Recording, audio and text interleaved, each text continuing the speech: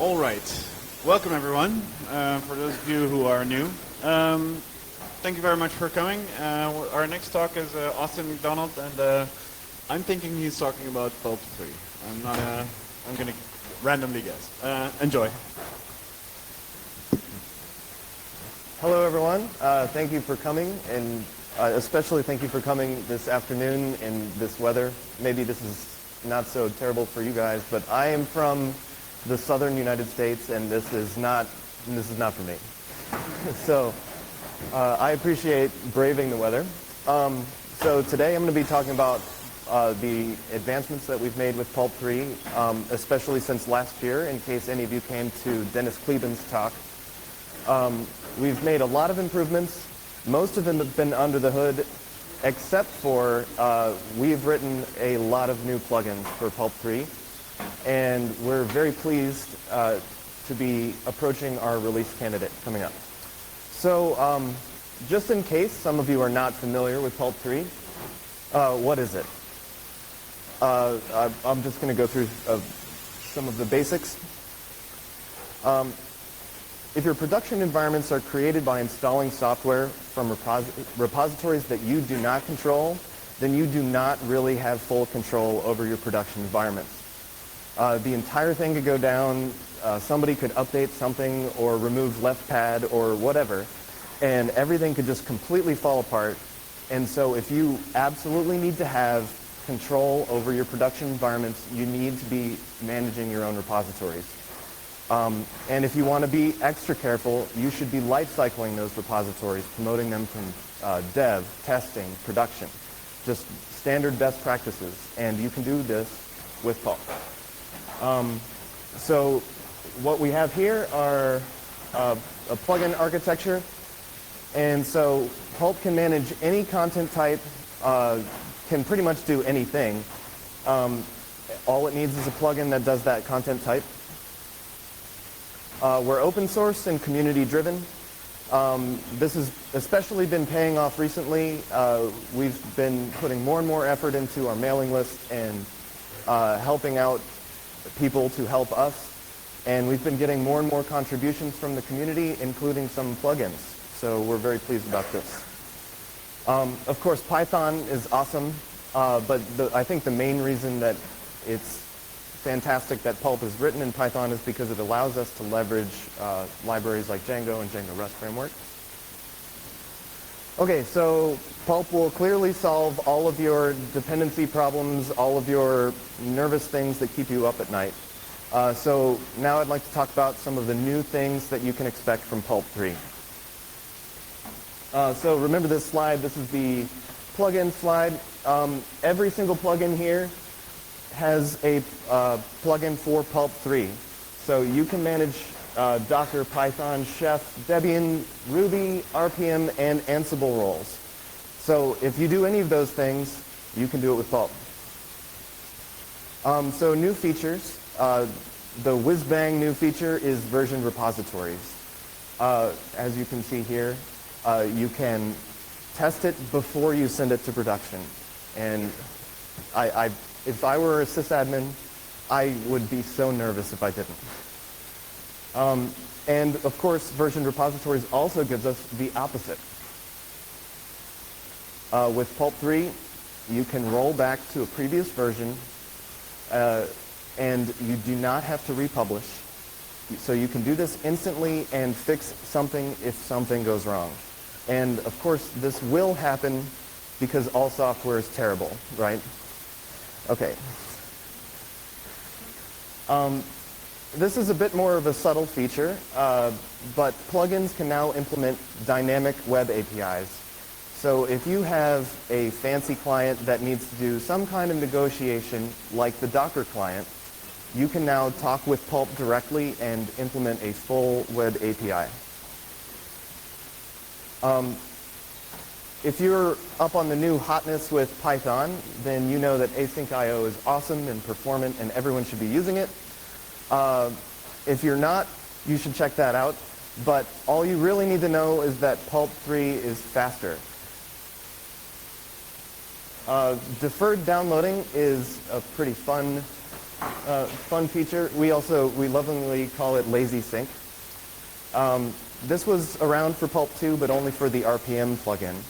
But basically, if you've got a sync down of, I don't know, 50,000 RPMs, I have no idea how many RPMs are in the EPEL repository, but I know it takes like all day, and it will use up your entire disk.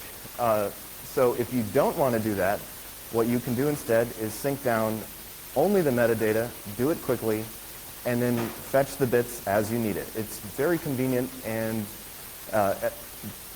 in Pulp 3, Lazy Sync is going to be available to all the plugins. It's built into the plugin API. And lastly, our REST API docs are auto-generated because we never like to update our REST API docs. So now we don't have to.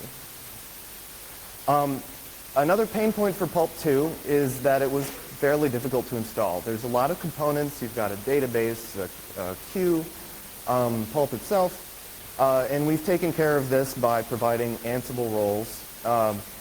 And all you have to do is provide your own playbook and customize it and add variables, season to taste. This is how simple it is to choose which plugins you install. Just add a couple of lines of YAML. This is how simple it is to do a source install. Just give a pointer to the source directory. And that's pretty much how the Ansible installer does for a whole pile of things. And a note for the users, you will know that the Ansible installer will work because it's also the same way that the developers are installing our stuff. So we use it every day, and if it breaks, it's more annoying to us than it is to you, I bet.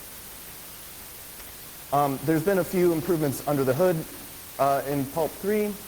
Most of this was covered last year in Dennis Kleban's talk. But Postgres instead of Mongo, RQ instead of Celery, semantically versioned plugin API, that's actually really fantastic, even for the users, because now you know exactly which plugins can work with exactly which releases of Pulp Core, which was somewhat of a pain point before. No symlinks, and we have a lot less code. Just for, out of boredom, I think, one of the engineers on my team went through our repository last night and discovered that we're currently using 10% of the code that we were using for Pulp 2, and we're approaching feature parity, and this is removing docs, removing comments. So 10% is pretty fantastic. We're going to be conservative and say after we get to parity it'll be 20%, but we're still very proud of that. Okay, so this isn't a real demo, this is just a slide demo because I don't trust internet. Okay, so all your plugins in Pulp 3 are going to follow a very similar workflow, and you're going to use the same APIs. So a Docker demo will pretty much show you how you do it with Ansible, Gem, Chef, Debian, whatever. So first, you create a repository. This is our fun little symbol for a repository. It's just a simple post to the endpoint, and you pass like one argument. There's more options, but I'm showing the minimal versions. Second step, you create a remote. In this case, the remote is the Docker registry, and we're specifically pointing to Docker Hub BusyBox. So what we're going to be doing eventually is taking BusyBox from Docker Hub and then owning it ourselves so that Docker Hub could blow up and we'd be fine. Okay, and then we kick off a sync task using our remote. We sync from the remote to the repository. Pulp goes and gets your stuff. Next, we create a publication. A publication is simply just the metadata that a client needs to use later. And with Docker, this is actually very simple. And lastly, we create a distribution. And now this is the very crucial step for sysadmins who want to make sure that they are in complete control of their environment.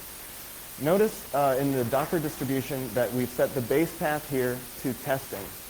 What that means is that when you Docker pull from your host port, then testing. If I'd set this to production, this would be flash production.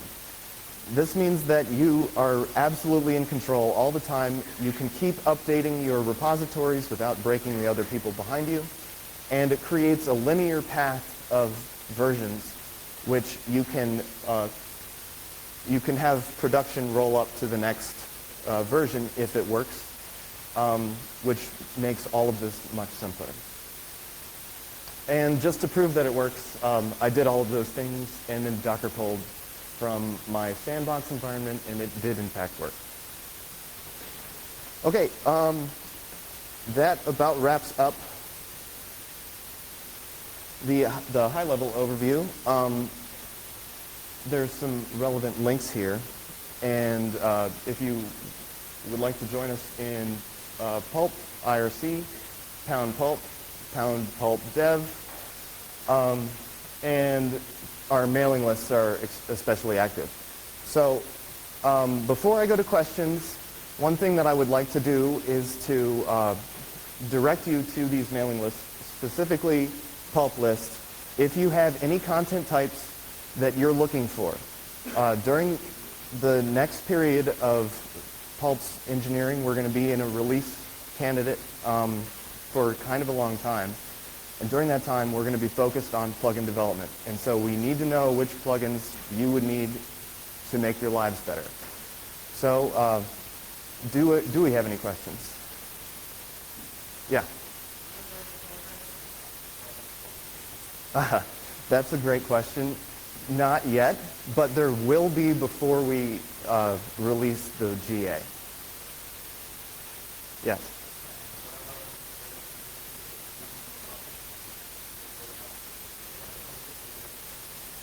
Oh, syncing from one pulp to another pulp? Yeah, that is actually, that's pretty normal. It's going to have to be done at the plugin level.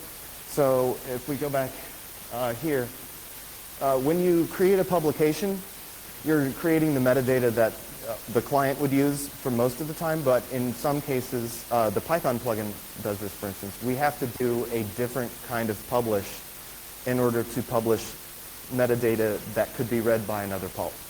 But most plugins, it just kind of works under the hood, no worries. But Python plugin, it was not a big hassle to make it work. Yeah. Oh, of course. So Pulp is split into many components. Well, not that many, but we've got our web app, we've got our content app. They're separate and scalable horizontally. We've also got a worker system that perform tasks from a queue. Those can be scaled horizontally. So if you're syncing a large repo and you want a lot of machines doing I/O, or you've got like heavy calculations, then that's how you would go about that. You'd make a lot of workers. So for HA, what we're trying to do is since we've got the content app split from the web API, that the content app can be controlled separately and scaled horizontally. Does that answer your question? Yeah. Yeah. Yeah. So the default system is just your local file system, but part of the reason why we were able to drop so much of the code is because we're leveraging great tools that we're built on top of. And in this case, we get a lot for free from Django and Django's file system stuff. We don't work yet on S3, but we will. I'm told we will be in the next 2-3 weeks. Yeah. Say again?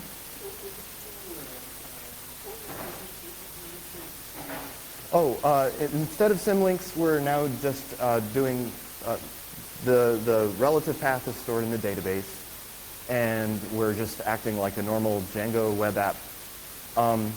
But we were having problems with the symlinks with very large installations. We were running out of inodes and things like that. Yeah. That seems like a ridiculously large one to me, but just a developer thinking the same thing every day. Yeah.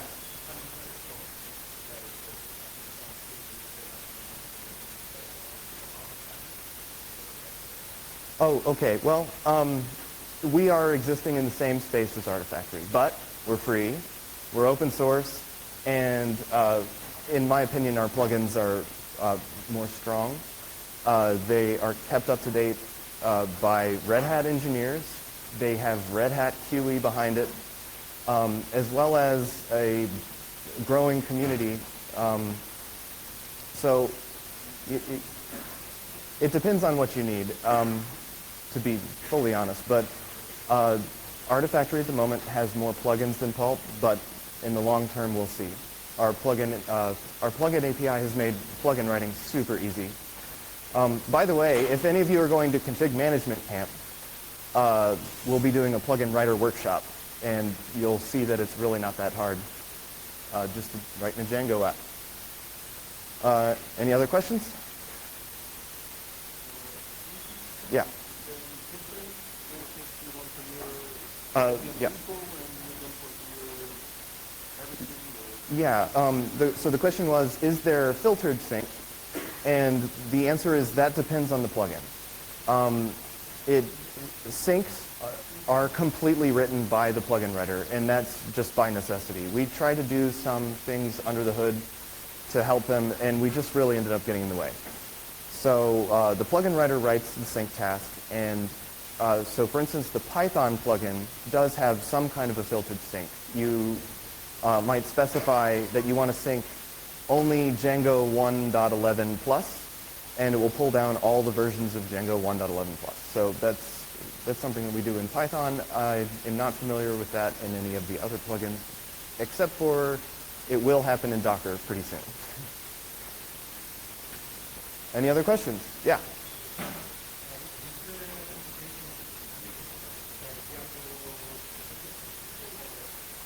Are you asking about authentication?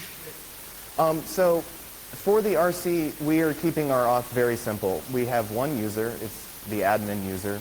But if you're running a Pulp and you are managing your repositories, chances are you're the admin.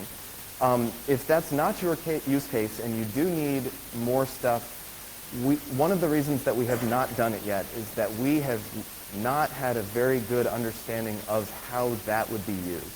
So if what we have right now does not work for you, now is absolutely the time to let us know, because we can still slip in those backwards incompatible changes before the RC. After that, we will be stuck with it for kind of a long time. Any other questions? Yeah.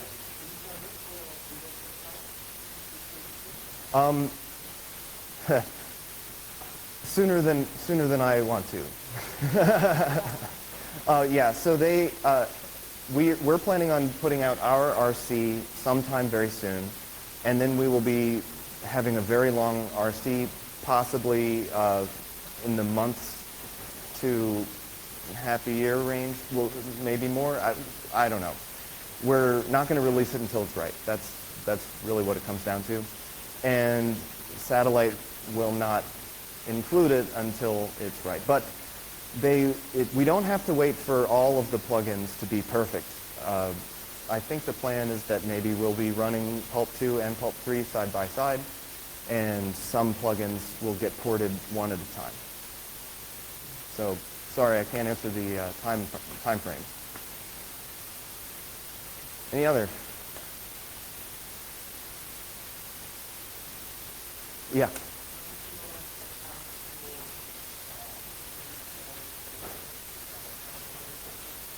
Oh, yeah. So the question is there going to be a GUI?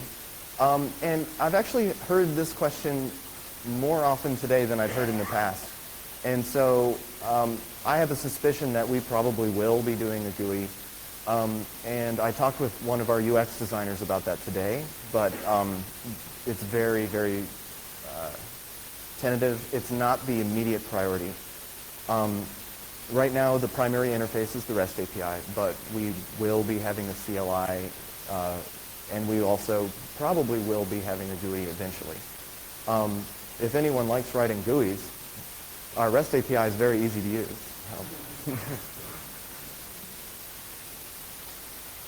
Okay, any other questions?